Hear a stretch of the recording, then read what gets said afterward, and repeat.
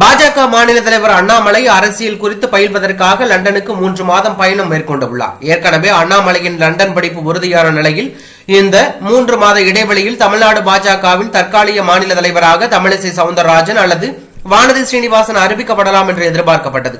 ஆனால் பாஜகவின் டெல்லி தலைமை அண்ணாமலை வரும் வரை கட்சி பணிகளை கவனிக்க ஹெச் ராஜா தலைமைக்குள் ஒருங்கிணைப்பு குழு ஒன்றை அமைத்து உத்தரவிட்டுள்ளது.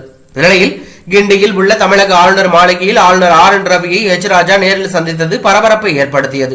இந்த சந்திப்புக்கு பின்பு செய்தியாளர்களை சந்தித்த ஹெச் ராஜா பேசும்போது, மரியாதை நிமித்தமாக ஆளுநரை என்று சந்தித்தேன்.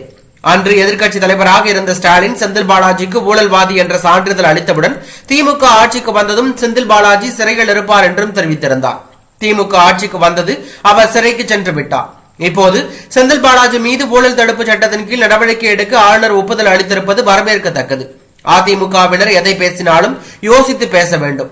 எடப்பாடி பழனிசாமி அதிமுகவுக்கு எம்டியா இல்லை சேர்மனா? அதிமுக முன்னாள் அமைச்சர்கள் அரசியலுக்கு வருவதற்கு முன்பே நான் பாஜகவில் அரசியல் செய்து வருகிறேன்.